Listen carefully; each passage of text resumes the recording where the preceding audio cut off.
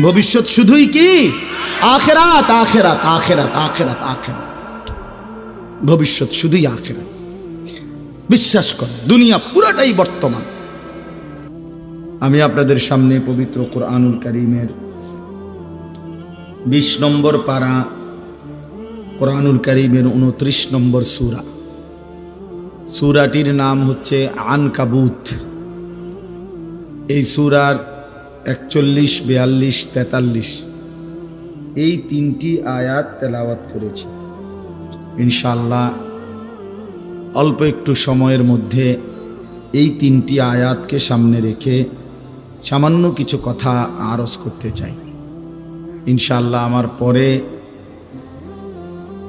হযরত মাওলানা মুস্তাফা কামাল সিদ্দিকী দামাত বারাকাতুহুমুল আলিয়া তিনি বয়ান করবেন। ইতিমধ্যে তিনি এসেছেন, অনেক সুন্দর বয়ান করেন। মাওলানার গলার আওয়াজও অনেক সুন্দর। আপনারা মেহেরবানি করে তার বয়ানও শুনে ইনশাআল্লাহ দোয়া করে তারপরে যাবেন। আল্লাহ আপনাদের সবাইকে তৌফিক দান করেন। সূরাটার নাম হলো আনকাবুত। আনকাবুত শব্দের অর্থ হচ্ছে মাকড়সা, একটি ছোট্ট প্রাণী যেটা মোটামুটি আমরা বলা যায় সবাই চিনি। আমাদের ঘর দুয়ারের মধ্যে জালের মতো ছোট ছোট যে বাসা বানায়, এটারই মাকড়সা বলে। তো এই সূরাটার অর্থই আনকাবুত, মানে মাকড়সা। আল্লাহ তাআলা একটি গুরুত্বপূর্ণ উদাহরণ দিতে গিয়ে এই মাকড়সার উদাহরণ দিয়েছেন। কোরআনুল কারীমের মধ্যে আল্লাহ তাআলা ছোট বড় বহু কিছু দ্বারা বান্দাকে বুঝাবার জন্য উদাহরণ পেশ করছে। আল্লাহ তাআলার একটা বৈশিষ্ট্য এখানে কোরআনে আছে। আল্লাহ নিজেই বলছেন, বান্দা আমি তোমাকে বিষয়টা স্পষ্ট বুঝাবার জন্য তাওহীদ, রিসালাত, আখিরাত, এই কথাগুলো ঠিকমতো আখিরাত, পরকাল বা আল্লাহর কথা বুঝাবার জন্য বহু ক্ষেত্রে আল্লাহ তাআলা কোরআনুল কারীমে উদাহরণ পেশ করছে। উদাহরণ দিয়ে দিয়ে কথা বুঝাইছে। কোরআনুল কারীমের মধ্যে আছে ইন্নাল্লাহা লা ইয়াস্তাহি আন ইয়াদরিবা মাসালান। আল্লাহ তাআলা উদাহরণ পেশ করতে লজ্জাবোধ করেন না, বরং ছোট বড়, সামান্য বড় বিভিন্ন রকমের প্রাণী, জীব জন্তু, কীট পতঙ্গ, এগুলোর দ্বারা, এই মশা মাছি, মাকড়সা, মৌমাছি, পিঁপড়া, এগুলো দিয়েও আল্লাহ তাআলা কোরআনুল কারীমে বহু কথা বুঝাইছেন, যেন বান্দা তা ভালোভাবে বুঝতে পারে। এখানেও এই উদাহরণ দিয়া বুঝাইয়ার শেষে বলছেন ওয়াতিলকাল আমসালু নাদরিবুহা লিন-নাস। আল্লাহ বলেন, এই যে মাকড়সার উদাহরণ দিলাম, এই দৃষ্টান্তগুলো আমি আল্লাহই মানুষের জন্য পেশ করে থাকি, যেন আমার বান্দা বিষয়টা স্পষ্ট বুঝতে পারে। কোরআনুল কারীমের একটা বড় মাকসাদ আল্লাহর বান্দা যেন আল্লাহর কথাটা ভালোভাবে বুঝে। এজন্য কোরআনুল কারীমকে আল্লাহ তাআলা অত্যন্ত সহজভাবে বান্দার সামনে পেশ করছে। খুব কঠিন, তাত্ত্বিক, বহুত ইঙ্গিতপূর্ণ, একেবারে বিশাল পণ্ডিতি মাথা ছাড়া কেউ বুঝবে না এমন না। আলহামদুলিল্লাহ, আল্লাহ তাআলা কোরআনুল কারীমকে এভাবে সাজিয়েছেন সকলেই বুঝবার উপযোগী। ওয়ালাকাদ ইয়াসসারনাল কুরআনা লিয-যিকর। আল্লাহ তাআলা বলেন, শিখার জন্য, পড়ার জন্য, মুখস্থ করার জন্য, বুঝার জন্য আমি আল্লাহ তাআলা সব ব্যাপারেই কোরআনুল কারীমকে একদম সহজ করে দিয়েছি। যদি শুদ্ধ কোরআন পড়তে চাও তাইলেও সহজ, যদি কোরআন মুখস্থ করতে চাও তাইলেও সহজ, কোরআনের তরজমা যদি বুঝতে চাও তাইলেও সহজ, কোরআনের তাফসীর যদি বুঝতে চাও তাইলেও সহজ, কোরআন অনুপাতে যদি আমল করতে চাও তাইলেও সহজ, কোনোটাই কঠিন। ফাহাল মিন মুদ্দাকির, তাহলে কে আছো তোমরা আমার কোরআন থেকে উপদেশ গ্রহণ করবে? আগে এই সিদ্ধান্ত দাও, তাইলে আমি আল্লাহ দেখবা তোমার জন্য সহজ করে দিয়েছি। তুমি আগে ফায়সালা দাও যে আমার হুকুম মানবানি, এইটা আগে করো। তুমি অজুই করো না, তুমি ফারমুনি নামাজ পড়তাম, তুমি তো হোতার থেকেই ওঠো না।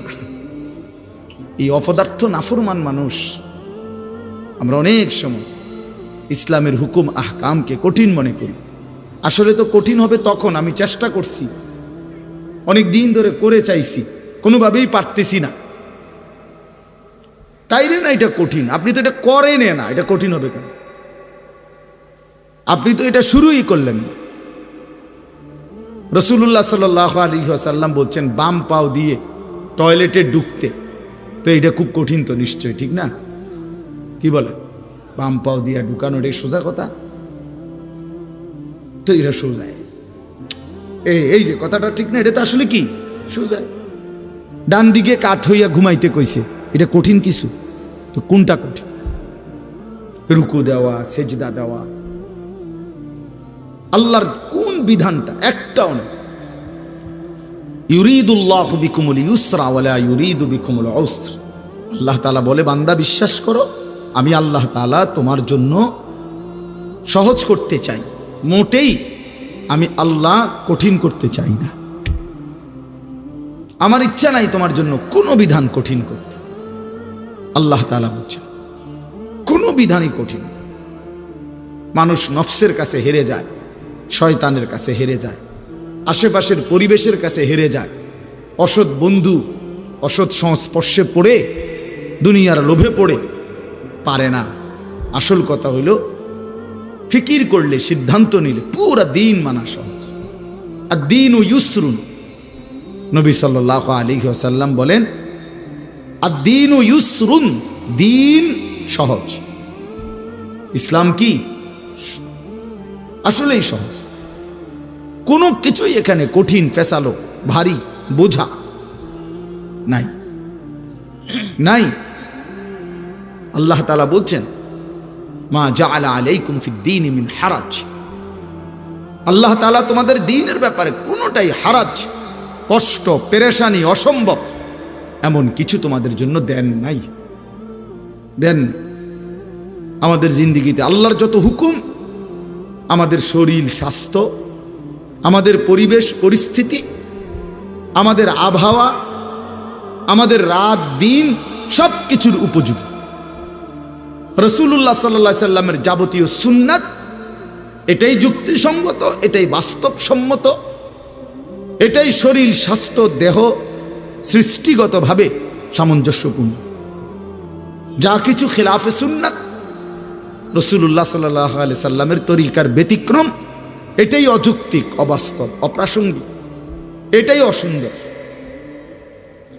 রাসূলুল্লাহ সাল্লাল্লাহু আলাইহি সাল্লাম বসে প্রস্রাব করতে বলছেন, এবার দাঁড়াইয়া মুতনের যত আইটেম সবই অসুন্দর। এবার এটা হাই কমোটে মুতক আর আরো যত স্টাইলেই পেশাব করুক, এই লোকটা যে অসভ্য এ ব্যাপারে কোনো সন্দেহ নেই। এবার স্যুট পরেন আর বুট পরেন, শুদ্ধ কথা বলেন আর চুল আঁচড়াইয়া রাখেন, ওইটা দেখার বিষয়। মোতেন তো খারাইয়া কথা বলেন, আপনি অভদ্র, অসভ্য, নিকৃষ্ট রুচির মানুষ। যা কিছু ইসলামের ব্যতিক্রম, যা কিছু কোরআনের ব্যতিক্রম, যা কিছু রাসূলুল্লাহ সাল্লাল্লাহু আলাইহি সাল্লামের সুন্নাতের ব্যতিক্রম, তা গোটা পৃথিবী মিলাইয়াও সুন্দর যৌক্তিক প্রমাণ করতে পারবে না। আল্লাহ তাআলা কোরআনে বলছেন, আমার কোরআনের ব্যতিক্রম একটি সূরা, একটা শব্দ, একটা বাক্য, সবাই মিলে একত্র হয়ে পৃথিবীবাসী আমি আল্লাহ চ্যালেঞ্জ করলাম, পেশ করো, ফাতু বিসূরাতিন মিন মিসলি। দেখাও বান্দা, দেখাও আমি আল্লাহর হুকুমের সাথে আমার রাসূলের সুন্নাতের ব্যতিক্রম কোনটা সুন্দর। যে ইসলাম বলছিল এইটা, আধুনিক পৃথিবী বলছে এইটা, দেখেন এই এই পরীক্ষায় প্রমাণিত হয়েছে যে এটা বেশি আধুনিক, উত্তম। এটা কি বলেন? আছে এমন কিছু আপনাদের জানা মধ্যে? না না, শিক্ষিত যারা তারা কোন জানা থাকলে বলেন। নাই, এখন যদি শর্মে বলতে না পারেন, পরে জানলে আমারে পরে আলাদা বলিয়ে। আমি তো আর সাঁদের দেশে থাকি না, এদেশেই থাকি, বলিয়ে। এজন্য আজকে মুসলমান এই একটু শিক্ষা দীক্ষা জেনারেল লাইনের কিছু পড়ালেখা করে অনেক সময় মনে করে ইউরোপের কাছে, পাশ্চাত্যের কাছে অনেক কিছু শিখার আছে। কিচ্ছু শিখার নেই, আমাদের থেকে সবকিছু তাদের শেখার আছে। ইসলাম পূর্ণাঙ্গ, কোরআন পূর্ণাঙ্গ, 23 বছরের নবীর জিন্দেগি পূর্ণাঙ্গ। একটা সুতা, একটা সুই, একটা নিঃশ্বাস কেমনে ফেলবে এইটার জন্য কারো কোনো বুদ্ধির দরকার নেই, কারো পরামর্শের দরকার, কেউ কিছু বলতে হবে না। আল্লাহ নবী সাল্লাল্লাহু আলাইহি সাল্লাম এক গ্লাস পানি পান করতে গিয়ে 3 ঢোকে মানে 3 নিঃশ্বাসে পানি পান করতেন কমপক্ষে। প্রতিটা নিঃশ্বাস গ্লাসের বাইরে ফেলতেন। আজকের পৃথিবীতে এর চাইতে সুন্দরতম কোনো পদ্ধতি কারো কাছে নাই, কারো কাছে নাই। 2-4 অক্ষর পড়ালেখা তো আমরাও করছি, জেনারেল লাইনেও পড়ছি। আমি কুমিল্লা ভিক্টোরিয়া কলেজ থেকে মাস্টার্স পাস করছি। তো এই জন্য বললাম, যা কিছু আল্লাহর কোরআন, রাসূলুল্লাহ সাল্লাল্লাহু আলাইহি সাল্লামের সুন্নাহ, এটাই সুন্দর, এটাই সহজ, এটাই সহজ। আপনাদের কাছে এই জন্য বললাম, মেহেরবানি করে প্রত্যেকেই এই কথাটা আগে বুঝতে শিখেন। এই ওয়াজ, এই নসিহত, এই বয়ান, জুমার নামাজে ইমাম সাহেবদের প্রতিনিয়ত বছরে 52 সপ্তাহ, একদিন 2 দিন না বাপ, 52 সপ্তাহ এক বছরে, তার মানে 52টা জুমার বয়ান ইমাম সাহেব কষ্ট করে করে আপনাদের সামনে বয়ান করে। কিন্তু কিছু মুসলমানের ভাবসাব এমন, কিছুটা গাদ্দারি মানসিকতা, অহংকারী মানসিকতা, কিছুটা বেপরোয়া মানসিকতা, যে সমস্ত কথা হুজুরের কথা বলুক, আমি আমার মত, আমার যেটা ভাল লাগে, টেলিভিশন দেখা, মোবাইল দেখা, নাটক দেখে, অথবা আশেপাশের মানুষ দেখে, অথবা সমবয়সীদের দেখে, অথবা পাশ্চাত্য, ইউরোপ, আমেরিকা, কাফের, মুশরিক, ইয়াহুদি, খ্রিস্টান, বেঈমান থেকে দেখে যেটা সুন্দর মনে হয়েছে, এটাকেই সে সুন্দর মনে করে। এই কারণে আল্লাহর কথা, রাসূলুল্লাহ সাল্লাল্লাহু আলাইহি সাল্লামের কথা কলিজার মধ্যে ঢোকে না। মূলত কলিজাটা চাও বন্ধ, কলিজা বন্ধ, এই জন্য ঢোকে না। কোরআন শরীফে আছে, আল্লাহ তাআলা বলছেন, আফারাআইতা মান ইত্তাখাযা ইলাহাহু হাওয়াহু, মনের ইচ্ছা মতো যে চলে, নিজের খোদা বানিয়ে নিছে নিজের ইচ্ছাকে। আল্লাহ বলেন, আমি আল্লাহ নিজে তারে পথভ্রষ্ট, গুমরা করে দিই। আমি আল্লাহ তার কানে এবং অন্তরে, খোদার কসম আল্লাহ বলছে, আমি তার কানে এবং অন্তরে মোহর মেরে দিই।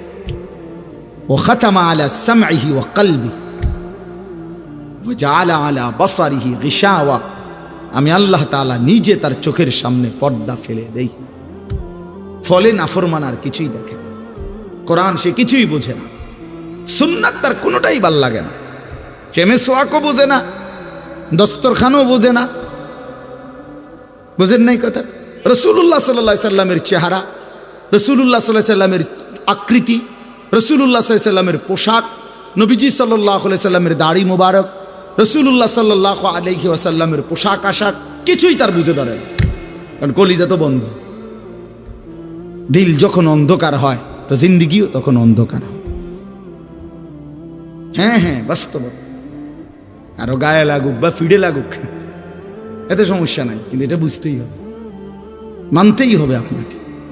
ফামান লাম ইয়াজআলিল্লাহু লাহু নূরান ফামা লাহু মিন নূর, আল্লাহ কোরআনে বলছে, আমি আল্লাহর আলো থেকে যে বঞ্চিত, তার জন্য কোথাও কোনো আলো নাই।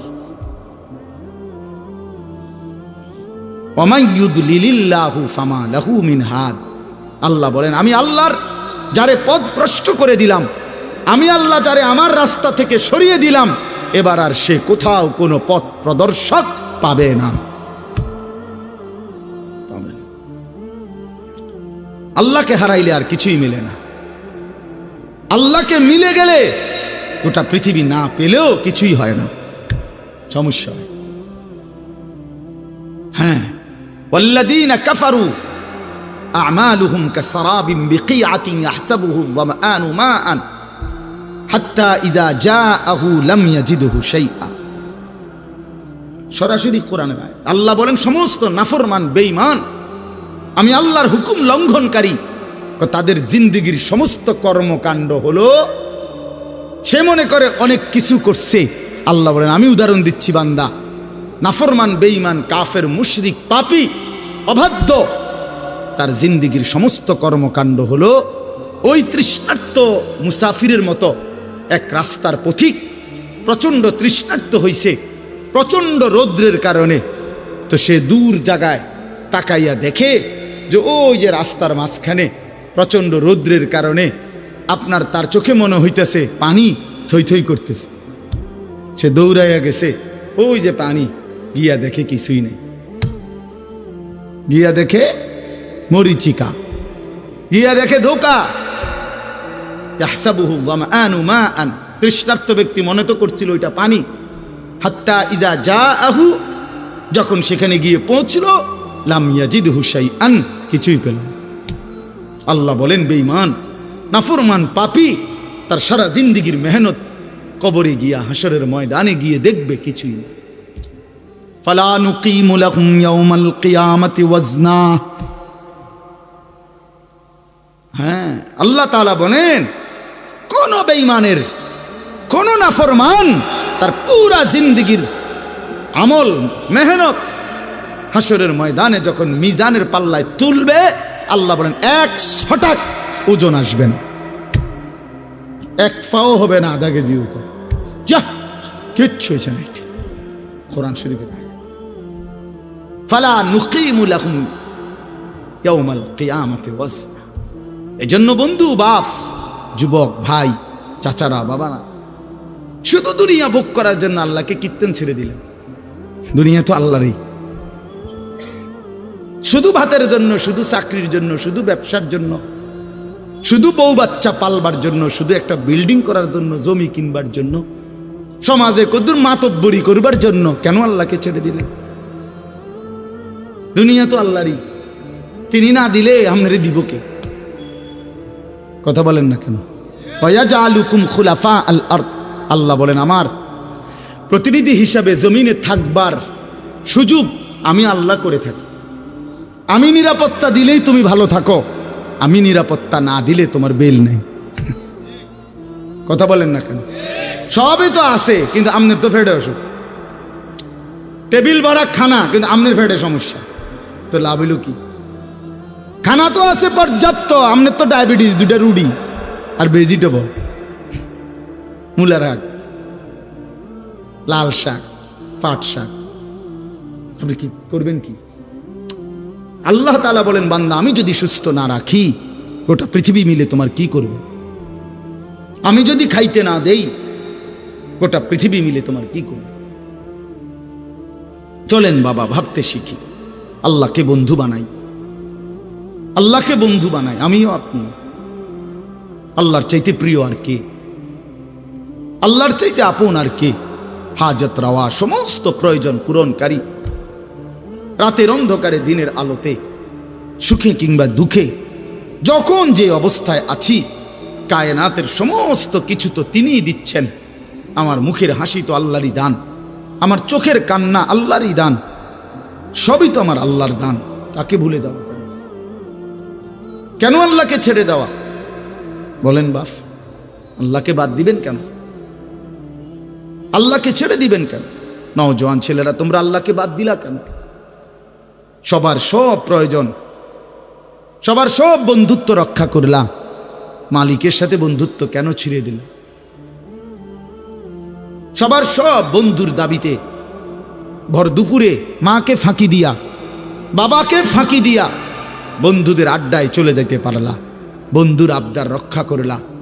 আর আল্লাহ তাআলা যে 5 বার প্রতিদিন নামাজের জন্য ডাকলো, হায় নাফরমান বান্দা, কেন মালিকের ডাকে সাড়া দিল? ইয়া আইয়ুহাল ইনসানু মা গাররাকা বিরাব্বিকাল কারীম। আল্লাহ রাব্বুল আলামিন বলেন, হে মানুষ, আমার মতো দয়ালু মেহেরবান মাওলা আমি আল্লাহ থেকে কে তোমাকে ভুলিয়ে দিল? কারে পেয়ে তুমি আমি আল্লাহকে ভুলে গেলে বান্দা? আমার মতো এমন মেহেরবান মালিক তুমি আর কাকে পাইলা? এত বড় আসমান, এত বড় জমিন, এত বড় কায়নাত, এত কিছু দিয়ে আমি আল্লাহ পাল্লাম, বিনিময়ে আমার একটা সেজদা দিলা না। ওয়াকাদিমনা ইলা মা আমিলু মিন আমালিন ফাজআলনাহু হাবাআম মানসুরা। আল্লাহ বলে নাফরমান মনে রাখো, আমি আল্লাহকে বাদ দিয়ে যা কিছু করেছো দুনিয়ায়, হাসরের ময়দানে আমি সব একত্রিত করে একটা ফু দিয়ে ধুলির মতো উড়িয়ে দেব। জনসেবা, নামাজ বাদ দিয়া মানুষের উপকার করছেন, আপনি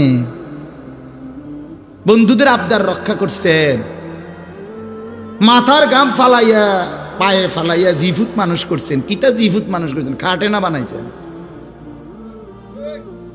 হ্যাঁ, খাটে না বানাইছেন, জিফুত মানুষ করছেন। কই সোফা না বানাইছেন, বিল্ডিং এ না কাম করছেন, ভিতরে বাথরুমে না লাগাইছেন, টাইলসে না লাগাইছেন, জিফুত মানুষ করছেন। কই?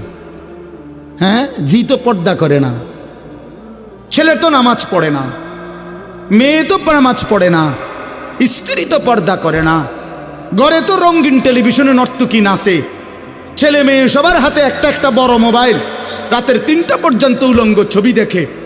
এরানি মানুষ হয়েছে? কথা বলেন না কেন? কারে মানুষ করছেন আপনি? আপনি খাটে না বানাইছেন? হ্যাঁ, কয় সংসার করছে, কয় জিভুত মানুষ করছে। কই জিভুত মানুষ করছেন? কই জিভুত মানুষ করছেন? কোথায়? খাট পালং আর সোফা, এদেরকে নিয়ে কয় জিভুত। তো কুল হাল নুনাব্বিউকুম বিল আখসারিনা আমালা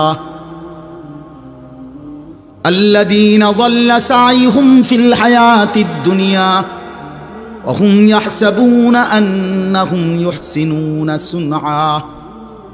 আল্লাহ বলে, নবী, যে সমস্ত মানুষের সারা জিন্দেগীর আমলগুলো বরবাদ, আমি কি তা আপনাকে বলবো? আপনি বলে দেন, আল্লাযীনা যাল্লা সাইহুম ফিল হায়াতিদ দুনিয়া। আল্লাহ বলে, যারা তাদের দুনিয়ার জিন্দেগিটা আমি আল্লাহ থেকে পথভ্রষ্ট হয়ে মেহনত করলো, আল্লাহকে বাদ দিয়ে কিসের নামাজ, কিসের হালাল, কিসের হারাম, জায়েজ কি, বৈধ কি, করণীয় কি, কিচ্ছু বাদ নাও, আল্লাহর হুকুম, রসুলের হুকুম, কোরআনের হুকুম, তো বেটা ওই সমস্ত মোল্লা মুন্সির কথা বাদ দাও। সব বাদ দিয়ে যে দুনিয়ার জীবনটা দিবা নিশি যে মেহনত করছে, সাই করছে, কষ্ট করছে, মেহনত করছে, আল্লাহ তাআলা বলেন সে তো মনে মনে ভাবছে আমি অনেক ভালো কাজ করেছি। আল্লাহ তাআলা বলেন সে খাসারা, খাসারা, খাসারা, loss, loss, loss, everything loss. আসলে সে আখসারিনা আমালা, আসলে সে তার সমস্ত মেহনত বরবাদ করছে। কি করেছে বাপ? বলেন না কেন? ছেলের আফসোস করতে হবে, বাবারা আপনারাও আফসোস করতে হবে, আমিও আফসোস করতে হবে। আল্লাহর দেওয়া এই সুন্দর হায়াত কেন নষ্ট করে দিলেন? কেন বরবাদ করে দিলেন? অবশ্যই আফসোস করতে হবে। এজন্য আল্লাহকে বাদ দিতে নাই, আল্লাহকে ছাড়তে নাই। বন্ধু, ও ভাই, জায়গা হয় না, জায়গা একটু জায়গা করে দেন। আরেকজনের জায়গা করে দিলে আল্লাহ নিজে ওয়াদা দিছে, বান্দা আমি তোমাকে জায়গা দেব। কোরআন শরীফের আয়াত, এটা বিশ্বাস করে আল্লাহ বলছে তুমি আমার বান্দারে জায়গা দিও, আমি তোমারে জায়গা দেব। আসেন একটু আগায় আসেন, আগান সবাই, একটু নড়ে চড়ে বসেন, দ্রুত করেন, দ্রুত দ্রুত, জলদি। ওই অনেকে চায় এদিকে এদিকে, আগ করে করে চায়, খেটা খেটা লড়ে। আমি তো লড়ি না, হুজুরের কথা শুনি না, আর কেউ শুনিনি কোনো। হ্যাঁ, এটা এক ধরনের গাদ্দারি। হ্যাঁ হ্যাঁ, কিছু মানুষ আছে মানে তেড়া মানুষ, যেন আমি লড়তাম না। আমাদের মতো এত কত বালা হুজুর দেখছি, মিয়া লড়ছি না। আরো কত মোড়া তাজা হুজুর দেখছি, আপনি দেড় বিড়িয়া বেড়া আইসেন আমার লড়াই দেবেন। আশ্চর্য। আমি অনেকের এই বদ অভ্যাস, একটু আগাইতে বললে হে এদিক এদিক সায়, মানে হে জাগাত আমি লড়তাম না সাই, আর কোনো বেকুবে লড়েনি। কোনো সময় এটা করবেন না। আপনি নড়বেন, আপনারে বলছে, ঠিক কিনা বলেন না কেন? আপনি আরেকজনেরটা চাইবেন কেন? আল্লাহ নিজে বলছে তো, বিশ্বাস করে। ফাফসাহু ইয়াফসাহিল্লাহু লাক। আরে বান্দা, তুমি আমার বান্দার জন্য জায়গা ছেড়ে দাও, আমি আল্লাহ তোমার জন্য জায়গা দিয়ে দেব। আপনি দিবেন 1 বিঘত, আল্লাহ দিবেন 10 দুনিয়া বরাবর জান্নাত। এটা অনেক বড় নেক আমল। নেক আমল, অন্যের জন্য সম্পদ ছেড়ে দাও। এই দুনিয়াবি ক্ষেত্রেও আত্মীয় স্বজন, চাচা মামা ফুফা চাচতো ভাই আপন ভাই ভাতিজা, আহারে আল্লাহ 1 বিঘত জায়গা ছেড়ে দিলে বেচারা রাস্তাটা হয়ে যায়। এই শুধু এই সুপারি গাছটা কাইটটা দিলে, নারকেল গাছটা কাইটটা দিলে আপন ভাতিজা তার বাড়িটার মধ্যে ঢুকতে পারে না, দিত না। এমন ডাকাত 90 বছর বুড়া বাঁকা হইয়া গেছে, কিন্তু এই ডাকাইতে এই জায়গাটা ছাড়তো না। না দিতাম না, কইছি দিতাম না, দিতাম না। হ্যাঁ না, কবরও তো নিত না, হয়তো জানেই কবরে নিবে না। না এটা দিতাম না, কইছি দিতাম না। দিতেন না, দিতাম না, কইছি দিতাম না। পুতেরে বলে যায় মরার সময়, আব্বা আমার বাপের ওসিয়ত মনে রাখিস, এই মামলা চালাইয়া রাখবি, সাবধান, যদি তুই ছাড়িয়ে দেস আমার কবর ফাইটটা দুঃখ বাইরিব, বুঝ, সাবধান। দরকার হলে বাদ 2 বেলা কম খাইস, কিন্তু মামলা চালাইয়া দেবে, তোর সাসারে দেখাই দিবি জীবনে কি আছে। হায় হায়, আস্তাগফিরুল্লাহ আস্তাগফির। রাসূলুল্লাহ সাল্লাল্লাহু আলাইহি সাল্লামের কাছে একবার এক সাহাবী নবীজিকে এসে জিজ্ঞেস করছে, ইয়া রাসূলুল্লাহ, আমি 4টা দিরহাম, 4টা টাকা মানে 4টা রৌপ্য মুদ্রা আল্লাহর রাস্তায় দান করছি। একটা একজন এতিম গরিবকে দিছি, একটা একজন বিধবা নারীকে দিছি, একটা আল্লাহর রাস্তার মুজাহিদকে দিছি, একটা আমার আপন আত্মীয় দুর্বল তাকে দিছি। এই 4টি দিরহামের মধ্যে নবী আমি জানতে চাই, এই 4 টাকার মধ্যে সর্বোত্তম বেশি সওয়াবওয়ালা কোনটা? আল্লাহর কসম, নবী বলছে যে তুমি তোমার আত্মীয়কে আপন স্বজনকে যেই টাকাটা দিছো, এটা হলো এই 4টার মধ্যে সর্বশ্রেষ্ঠ। আপন জনকে যেটা দিছ। হযরত তালহা রাদিয়াল্লাহু তাআলা আনহু ওনার সবচেয়ে প্রিয় বাগানটা আল্লাহর রাস্তায় দান করে দিছিলেন নবীজির জামানায়। সাহাবী, নবীজি দান করে দেওয়ার পর নবীজি বলছে, শোনো, এটা তুমি তোমার আপন আত্মীয় স্বজনের মধ্যে বন্টন করে দাও। না, হেতেরে দিত না, স্বাস্থ্য ভাই যে বাইফুদ যে দিত না, তারে দিত না।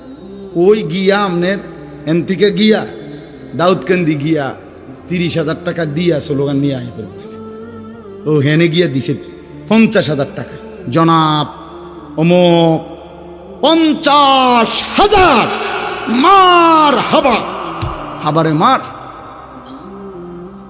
হ্যাঁ হ্যাঁ, ওইখান থেকে স্লোগান নিয়ে আসছে, কিন্তু এই আপন জনকে 500টা টাকা দিবেন। এই অনেক মানুষের এই বদ অভ্যাস আছে। হ্যাঁ, এটা জরুরি মিয়া, আত্মীয়ের হক আদায় করা। ওই যে মৌলানা এখন বললেন, রিজিকের বৃদ্ধির জন্য এটা একটা আমল গুরুত্বপূর্ণ, হায়াতের বৃদ্ধির জন্য, জীবন সুন্দর হওয়া, জীবন হায়াত দীর্ঘ মেয়াদি হওয়া, দীর্ঘ হায়াত পাওয়ার জন্য একটা আমল। রিজিক প্রশস্ত, আইয়াবসুতা ফি রিজকিহি মান আহাব্বা।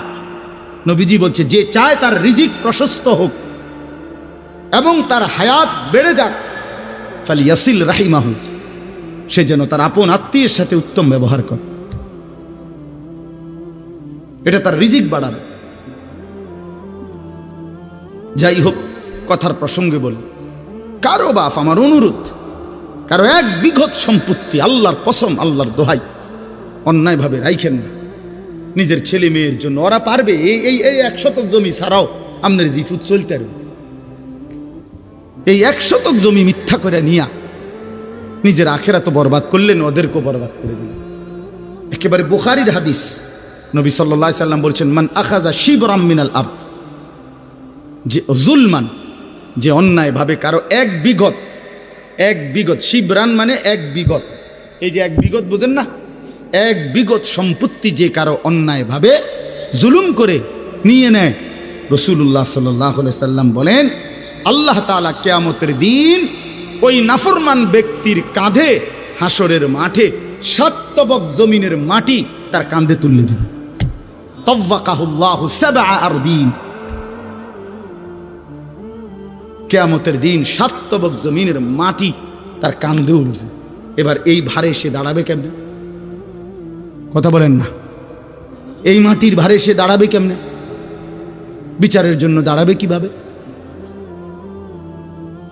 আল্লাহ আমাকেই মাফ করে দেন, আমাদের সবাইকে মাফ করে দেন। বাবা আমার, বন্ধু আমার, ভাই আমার, চাচা আমার, নওজোয়ান সাথী আমার, সবার কাছে আমার এটাই কথা। আমি আসলে ওই খুব ঘুষাইয়া খুব তাহকিকানা আন্দাজে বলতে পারি না। আমি আপনাদের কাছে এটুকু কথাই বললাম, আল্লাহকে বাদ দিতে নাই, আল্লাহই বন্ধু। ওয়াল্লাযীনা আমানু আশাদ্দু হুব্বাল লিল্লাহ, আল্লাহ বলছে যারা মুমিন, যারা মুসলমান, যারা ঈমানদার, তাদের সবচেয়ে প্রিয় বন্ধু আল্লাহ। কে?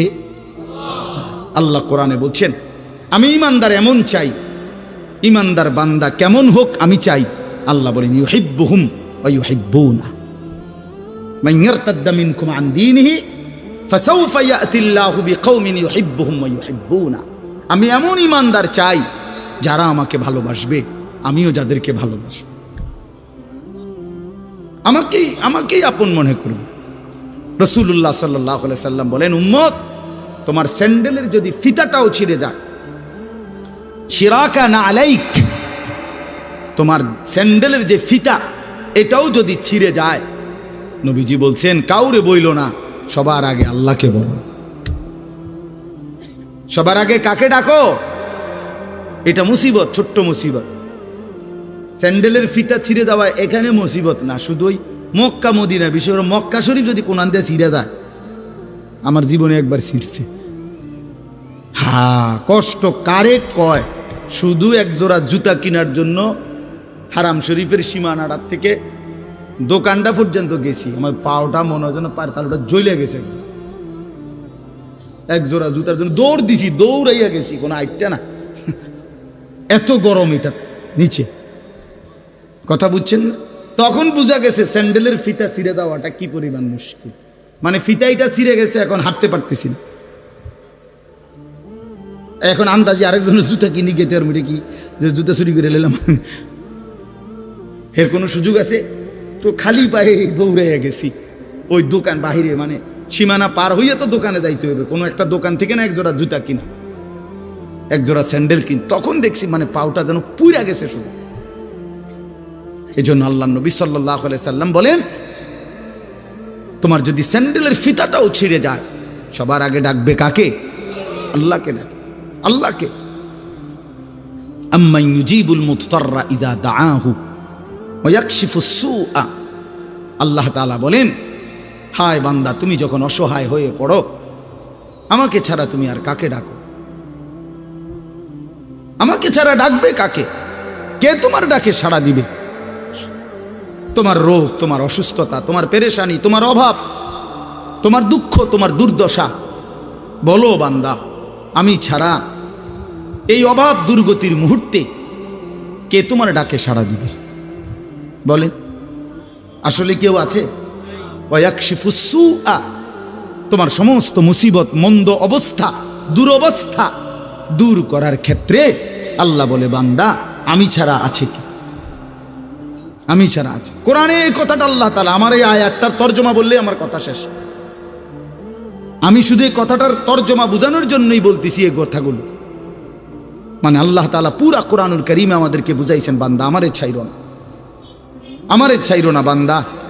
আমারে বাদ দিয়ে যদি অন্য কোনো দিকে কেউ একটু ভরসা করে নজর দেয়, আমার হুকুম আমারে বাদ দিছে, আমার কথা মনে নাই, খোদার কসম আল্লাহ বলে বান্দা আমার বেশি কষ্ট লাগে। আমি যে সব প্রয়োজন পূরণ করি, করতেছি বান্দা, তুমি কেন অন্যের কাছে যাচ্ছ? কেন যাচ্ছ? হাদিসের মধ্যে আছে আল্লাহ নবী সাল্লাল্লাহু আলাইহি সাল্লাম বলেন আল্লাহ তাআলা বলছেন হাদিসে কুদসি, ইয়া মাশারাল জিন্নি ওয়াল ইনস, আল্লাহ ডাক দিয়ে বলে, হে জিন এবং ইনসান, তোমাদের প্রথম থেকে নিয়ে শেষ ব্যক্তি, তোমাদের ছোটরা, তোমাদের বড়রা, তোমাদের পুরুষেরা, তোমাদের নারীরা, সমস্ত সবাই যদি এক মাঠে একসাথে একত্রিত হয়, এই এখন যেরকম একসাথে হইলাম, আল্লাহ বলেন পৃথিবীর প্রথম মানুষ থেকে শুরু করে শেষ মানুষটা, পৃথিবীর প্রথম জিন থেকে শুরু করে শেষ জিনটা একসাথে যদি এক মাঠে কামু ফি সাঈদিন ওয়াহিদ, একটি মাঠে যদি একত্রিত হয়, অতঃপর প্রত্যেকেই প্রত্যেকের প্রয়োজন একই সাথে আমি আল্লাহর কাছে বলতে থাকে, আল্লাহর কসম বান্দা, আল্লাহ বলেন আমি বান্দার সমস্ত প্রয়োজন আমার জিন এবং ইনসানের ওইখানে রাইখাই পূরণ করতে সক্ষম, মা নাফিদাত মিন খাজাইনি শাইউন, এতে করে আমার ভান্ডার থেকে এক বিন্দুও কমবে না। ওয়া ইম মিন শাইইন ইল্লা ইনদানা খাজাইনুহু, আল্লাহ বলে বান্দা কোন জিনিস এমন নাই যেটা আমি আল্লাহর কাছে স্টক সীমিত, এমন কিছু নাই, বড় খাজাইনুহু, প্রত্যেক জিনিস আমার এই সৃষ্টি জগতে আমার কাছে ভান্ডারে ভান্ডারে ভান্ডারে ভান্ডারে অগণিত, অগণিত, স্টক সীমিত না। কথা বোঝেন নাই আমার? ওয়ামা নুনাজ্জিলুহু ইল্লা বিকাদারিন মা'লুম, আল্লাহ তাআলা বলেন আছে তো আমার কাছে ভরপুর, কিন্তু আমি রব্বুল আলামিন দুনিয়াতে দিয়ে থাকি পরিমাণ মতো। বুঝেন নাই? আছে তো ভরপুর, কিন্তু আল্লাহ দেয় দুনিয়াতে যখন যেটুকু দরকার, আল্লাহর ফয়সালা অতটুকু। কেন? আপনারা আমি একটা সহজ বুদ্ধি বলি, এই যে আমাদের যারা আমরা মাঝ বয়সী মানুষ, বয়স্ক লোকের চিন্তা, আমি মরিয়া গেলে আমার 3টা ফুট 2টা মাইয়া, তারার ঘরে নাতি নাতনি মিল্লা প্রায় 12-14 জন, কেমনে চলবো? আরে আমি মরিয়া গেলে বাচ্চা কাচ্চাগুলা কেমনে চলবো? না, আমনি মরিয়া গেলে তারা সবাই বন খাইব, আমনি তো একমাত্র ভাত খাই না ছিলেন। আরে বাপরে, পৃথিবীতে আমনেই শুধু কামলা আর সব কামলা। হ্যাঁ, পৃথিবীতে শেষ কামলা মরে যাইতে আছে এবারে। হাইজদামি করে কথা, মানে আপনি কি কইলেন? এটা কি বললেন? আমনে স্যার আর কেউ কাম করি না নাই পৃথিবীতে, আর সব সিরা সাবাই বইবে বন দিয়ে সা দিয়ে ভিজে খায়। তো আল্লাহ তাআলা বলে বান্দা আচ্ছা ঠিক আছে, তুমি যেহেতু ভাবতেছ তোমার এই 15-16 জন জি ফুত নাতি নাতি কেমনে চলবো, কেমনে খাইবো, তো আল্লাহ বলেন আচ্ছা বান্দা একটা কাম করো, তারা প্রত্যেকেই মনে করেন 12 জন, আচ্ছা কথার কথা তারা 60 বছর করে বাঁচবো, তো 6-12-72 720 বছর, তো 720 বছরে যা আলু লাগবো তা গো এটি আমি দিয়ে লাই একসাথে। হ্যাঁ, এটি থুইব না, এই যে ছাঁচা করে দেখছেন, শুধু আলুডি রাখবেন কই আপনি? আগামী 30 বছরের আলুডি যদি দিয়ে আলায় আপনার ঘরের, আপনি এটি থুইবেন কই? তো এরপরে পেঁয়াজ, এরপরে রসুন আদা, বুঝেন নাই কথাটা? আল্লাহ তাআলা বলে বান্দা তো তুমি এরকম করো কেন? তুমি যে বলতেছো কেমনে চলবে ভবিষ্যতে, কতদিন ভবিষ্যৎ তুমি বলতেছ, তুমি ভবিষ্যৎ বলতে কয় বছর বুঝছো? তুমি কি জানো? তুমি জানো তার হায়াত কতক্ষণ? তো তুমি কেন ভবিষ্যৎ নিয়ে পেরেশান? ভবিষ্যৎ কি আবার? দুনিয়ার আবার ভবিষ্যৎ কি? দুনিয়া পুরাটাই বর্তমান, ভবিষ্যৎ শুধুই আখিরাত। ভবিষ্যৎ শুধুই কি? আখিরাত, আখিরাত, আখিরাত, আখিরাত, আখিরাত। ভবিষ্যৎ শুধুই আখিরাত। বিশ্বাস করো, দুনিয়া পুরাটাই বর্তমান, দুনিয়া পুরাটাই নগদ, ভবিষ্যৎ আখিরাত, বাকি পুরাটাই আখিরাত। এজন্য আল্লাহ তাআলা বলেন আমি প্রয়োজন মাফিক দেই, তোমার কথা মতো যদি আমি সব কিছু একসাথে দিয়ে এলাই, এটি থুইবা কই, রাখবা কই, সংরক্ষণ করবা কেমনে? পারতা না তো বান্দা, সম্ভব না। এই জন্য চলেন, আমার কথা শেষ, আমি একটু আসতে দেরি করছি, আমার একটু কাজ ছিল, এই জন্য আমি আপনাদের কাছে এই কথাগুলোর অর্থ হইল, মেহেরবানি করে আল্লাহর ওয়াস্তে দয়া করে আমি আপনি প্রত্যেকে, ভাই আমার, বন্ধু আমার, বাবা, কেউ না, জোয়ান ভাই তোমরাও না, আল্লাহকে বাদ দিও না। কেন নামাজ ছেড়ে দিবেন? কেন হালাল রোজগার ছেড়ে দিলেন? আল্লাহ থেকে নিজেকে কেন আলাদা করে নিলেন? রাসূল থেকে কেন নিজেকে বিচ্ছিন্ন করলেন? এটা উচিত না। আল্লাহ তাআলা একটা উদাহরণ দিছে এখানে, এই কথাটাই শেষ। আল্লাহ বলছে, বান্দা আমারে বাদ দিয়ে তুমি যারে বন্ধু বানাইলা, আপন বানাইলো, আল্লাহ বলে যে কোনো ব্যক্তি আমি আল্লাহকে বাদ দিয়ে নিজের বাজার, নিজের ব্যবসা, নিজের ঘর, নিজের সংসার, নিজের ছেলের বিদেশ, নিজের ক্ষমতা, নিজের দল, নিজের নেতা, নিজের কর্মী, নিজের বাহিনী, নিজের শরীর, নিজের স্বাস্থ্য, নিজের যৌবন, যেই কোনো কিছুকে, ব্যক্তি হোক বস্তু হোক, যে কোনো কিছুকে আমি আল্লাহকে বাদ দিয়ে যে ধরলো, বন্ধু বানাইলো, সেই ব্যক্তি হলো, আল্লাহ বলে সে যেন একটা মাকড়সা।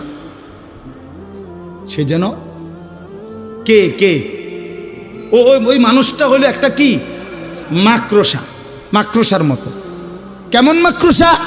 ইত্তাখাযাত বাইতান, যে মাকড়সা বড় যত্ন করে একটা ঘর বানাইছে। আল্লাহ বলেন আর তুমি তো জানোই এই পৃথিবীর সবচেয়ে দুর্বল ঘর মাকড়সার ঘর। একটু বাতাস মাকড়সার ঘরটা ছিঁড়াবিড়া ফেলে। 6 মাসের বাচ্চাও যদি হাত আলগি দেয়, মাকড়সা কি হয়ে যায়? ঘর ভেঙে যায় কিনা বলেন না কেন? মাকড়সা আপনারা চিনছেন না? এই যে হাতির মতো যেটা, এটা না ছোট্টু, ঠিক না? এই ছোট্ট এইটার ঘরটা কি যত্ন করে সুন্দর করে সে বানায়। একটু বাতাস, মা বোনদের একটা ঝাড়ুর একটু বাড়ি, খালাস করলো, খালাস। Bedroom, drawing room, dining room, kitchen room, কিচ্ছু নাই, কিচ্ছু নাই, সব শেষ। আল্লাহ তাআলা বলেন, এইবার দেখেন, আল্লাহ বলেন মাসালুল্লাযীনা ইত্তাখাযু মিন দুনিল্লাহি আউলিয়া, আমি আল্লাহ উদাহরণ দিচ্ছি যে বা যারা আল্লাহকে বাদ দিয়ে অন্য কিছুকে বন্ধু বানালো, কামাসালিল আনকাবুত, সে যেন একটা মাকড়সার মতো। ইত্তাখাযাত বাইতান, মাকড়সা যেমন একটা ঘর বানাইলো, মাকড়সার ঘর। এই লোকটাও আমি আল্লাহকে বাদ দিয়ে একটা মাকড়সার ঘর বানাইলো। ওয়া ইন্না আওহানাল বুয়ুতি লা বাইতুল আনকাবুত, আল্লাহ তাআলা বলেন আর মনে রেখো নিশ্চয়ই সবচেয়ে দুর্বল ঘর মাকড়সার ঘর। লাউ কানু ইয়ালামুন, হায় বান্দা যদি বুঝতা, যদি বুঝতা, তোমার চোখে দেখা মাকড়সার ঘর দুর্বল, ঠিক তুমি এটা বুঝে নাও যে আমি আল্লাহরে বাদ দিয়ে তুমি যেটাই ধরছো এটা দুর্বল, এটা মাকড়সার ঘরের মতো, এটা টিকবে না, এটা টিকবে না, এটা টিকবে না। 30 বছর পরেও আল্লাহকে বাদ দিয়ে যেটার উপরে ভরসা করেছিলা, 30 বছর পরে হলেও এটা থাকবে না, 100 বছর পরে হলেও থাকবে না, 16 বছর পরে হলেও থাকবে না। কারো উপরে ভরসা করো না, ভরসা শুধুই আল্লাহর উপরে। কার উপরে? শুধুই আল্লাহর, শুধুই আল্লাহর। কোনো দল, কোনো ব্যক্তি, কোনো রাষ্ট্রনায়ক, কোনো প্রধানমন্ত্রী, কারো উপরে ভরসা করো না, কারো উপরে না। 2:30 থেকে পরের 2:30 পর্যন্ত আর টেকে না। ভরসা কইরো না, আল্লাহরে বাদ দিও না, গায়রুল্লাহরে ধইরো না। জীবনের সমস্ত প্রয়োজন পূরণে শুধুই কে? ইন্নাল্লাহা ইয়ালামু মা ইয়াদউনা মিন দুনিহি মিন শাই।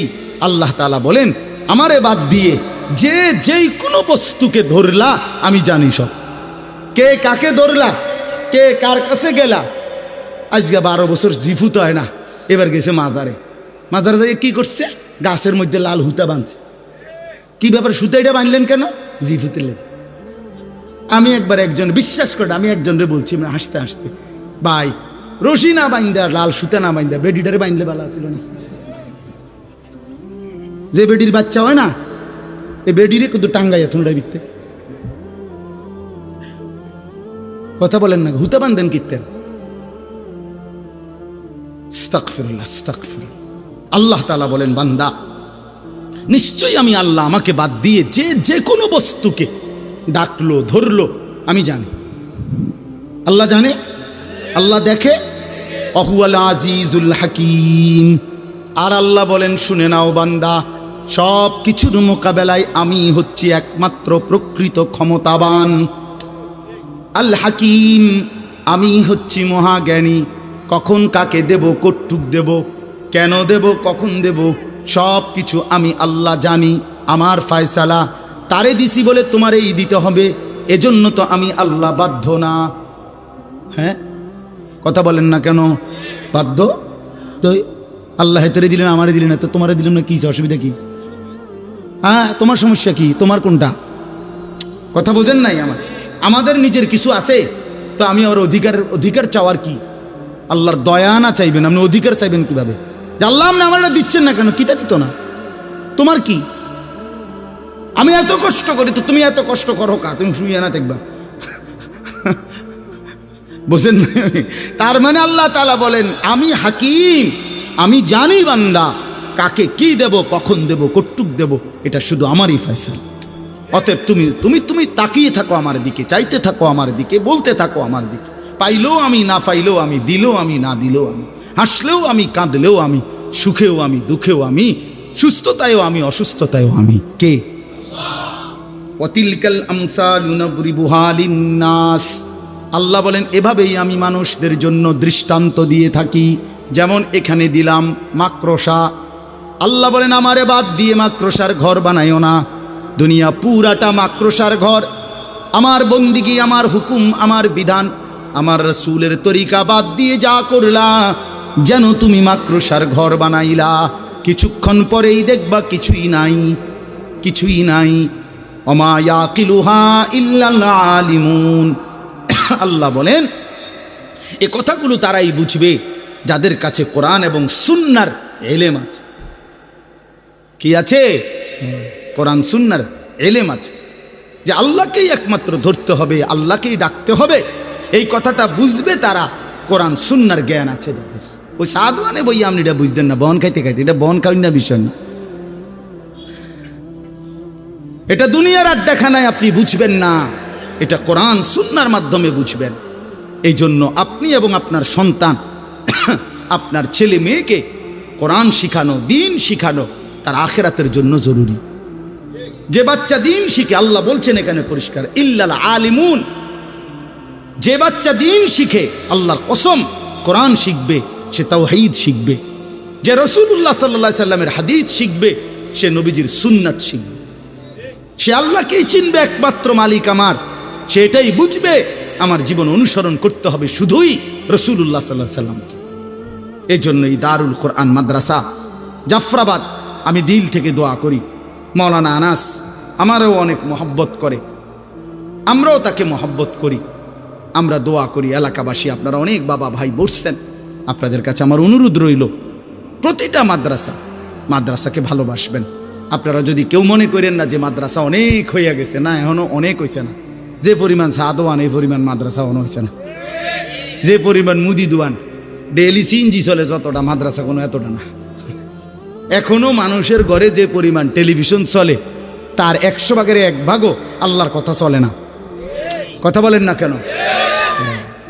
এই জন্য এটা এত বলে, এত মাদ্রাসা দিয়ে কিনব, এত সাদো, আমি তো প্রায় বলি, এত সাদওয়ান দিয়ে কি দরকার?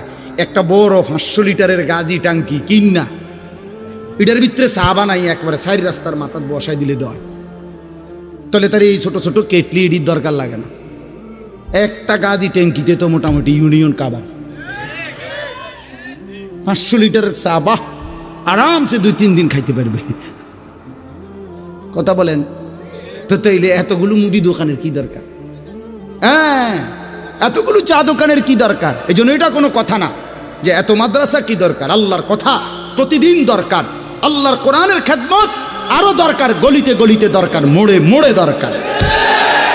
এজন্য ইনশাআল্লাহ এই দারুল কোরআন মাদ্রাসাকেও আপনারা ভালোবাসবেন, বলেন ইনশাআল্লাহ। প্রত্যেকেই মাদ্রাসা, মসজিদ, উলামা, আল্লাহর দ্বীনের সাথে জুড়ে থাকবেন, আল্লাহকেই আপন বানাবেন। আল্লাহ তাআলা আপনাদেরকে তৌফিক দান করেন। আমার বাবা, আমার ভাই, অনুরোধ আমার, আমি মুসাফাও করব না, আমার আরেকটা মাহফিল আছে, আপনারা মেহেরবানি করে আমারে বিরক্ত করেন না, উঠেন না।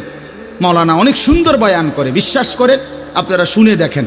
মাওলানা বয়ান করবে, এরপরে আপনাদেরকে সাথে নিয়ে দোয়া করবে, এরপরে আপনারা একসাথে যাইয়েন। আল্লাহ তাআলা আপনাদের সবাইকে ভালো রাখেন, কল্যাণ করেন।